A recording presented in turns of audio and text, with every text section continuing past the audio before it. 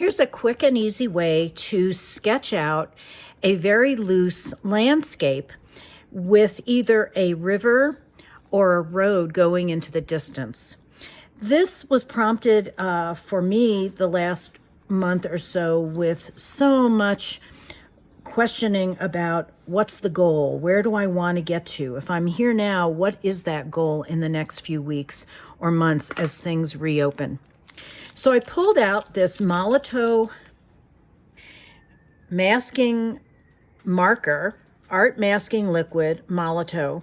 And this comes with different tips. This is the finer one. You can get a medium or a large. And to start it, you have to shake it real well and press it down until that blue masking fluid covers the tip and it'll flow easily. So you can see here, I've created a rectangular shape, a vignette.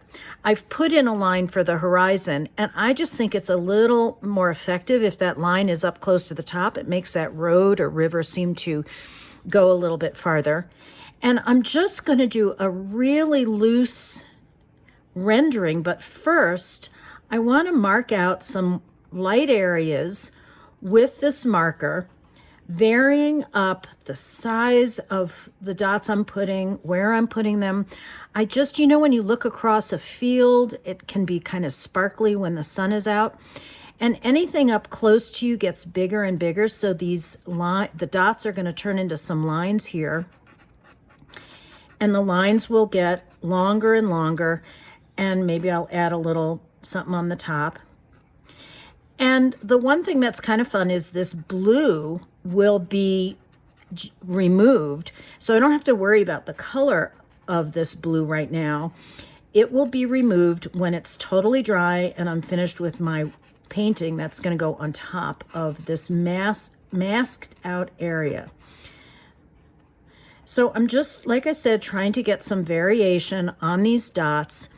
When this totally dries, I'll add my watercolor. Now it's time for me to add my watercolor. I want to keep this really loose. I want to really spend more time just sort of being open to the question of what is my goal? Where do I want to go? What is happening around here? And so I'm going to just let the water flow with the color and fill up this area. I'm working with a variety of greens.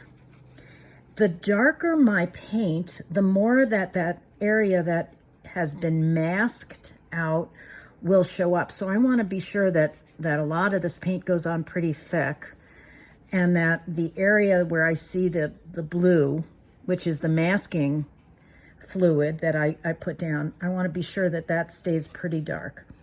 And of course, you can just have a blast and use any color you want. I'm thinking this will probably be more like a river than a road, just because being out in the mountains would be so lovely and seeing a river would be yummy. And I'm just going to let that flow a little bit. For the mountains, I'm going to use a little, and these greens that I mixed up and just let blend together was sap green, hooker's green, a little viridian, but something called jadeite green, which I also really like. I'm going to do a Prussian blue and I test my color over here. I'm going to do a Prussian blue for the low mountains, kind of near the horizon line, and let all that sort of flow together. And what is our goal? Thanks to my sister, she reminded me that our goal, my goal, her goal, our family's goals, is to just get to the vaccine in one piece, right? So I'm cleaning off the brush there. I'm going to use some cerulean blue, test it out here, go a little bit above those mountains, just let that other blue kind of play with this a little. And then in the real distant mountains, I'm going to use a little purple. Test it out there. I want it pretty light. Okay, so I'm going to just have a little bit of purple, let it all blend together. I don't really much care. And watercolor in general dries a bit lighter than the application that you see initially. And if I've gotten an area a little too dark, although I'm kind of liking that, I'll leave it. You can always dab it with your paper towel to lift some of that up. And now for the sky, just a real simple run of water. Let that cerulean blue bleed and blend out. And then I'm going to dab that with my paper towel here, just to lift some of that, give it sort of a cloud-like effect. And then I'm going to put that same cerulean blue in the river. And again, just let things kind of flow, just to get the color in there right away. Okay, going to let that totally dry. When that's completely dry, I'll pull up the blue masking fluid and then add a little bit more detail and show you how I'm going to use this in my COVID journal. The watercolor is totally dry. And now it's time to pick up the blue masking fluid. You can buy a special eraser for this, but I'm just going to use an old white vinyl eraser and just start scrubbing away. It will pick up the it'll pick up the blue masking fluid, leaving the white of the paper behind. So you can see how it has protected the white of the paper. Talking about paper, it's a good idea to try this on decent watercolor paper. It doesn't work so well if you're using just a regular drawing paper because of all the abrasion, and also you want the blue masking to the fluid to sort of sink in. Now this is not only picking up the blue masking, but it is pulling off some of the pigment, so you'll see how some of these areas are getting a little bit lighter. I will usually rub it off like this with a paper towel so that I'm not getting all that pigment on my skin. Okay, all the masking fluid has been removed. You can see that it is leaving the areas white. Now I can add some final details, then cut out my shape, attach it to my journal page, and do a journal entry about just what my goals are at this point. So let's get some details going in here. I think it needs to be, some areas need to be just a little bit darker. So I'm going to start with some Payne's Gray and just kind of darken up a little bit under here. I could also do this with my trusty Micron brush pen that leaves some nice marks. I can come back in and do that.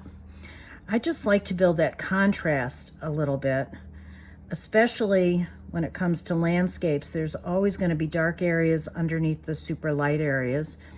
So I can do this with my little brush pen here just to build up some of those contrasts. I could use some burnt umber, might be a nice addition too. I'm going to add just a little bit of blue to that, just to tone that down just a little bit. There we go. And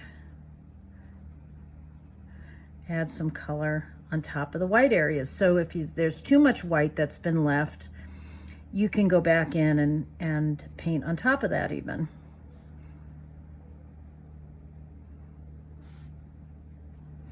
Okay, I really don't want to fuss with this too much because it's more a journal prompt than it is a landscape painting.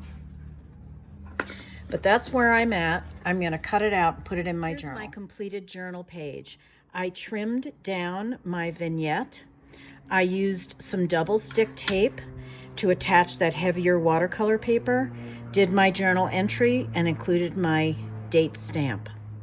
I hope you have fun and try out the Molotow masking pen. And I just became an affiliate for Dick Blick, an online art supply store. So if you're looking for a convenient way to purchase your own Molotow pen or any of the other supplies I've used, please check out my website and go to the Shop Art Supply page to find the affiliate link.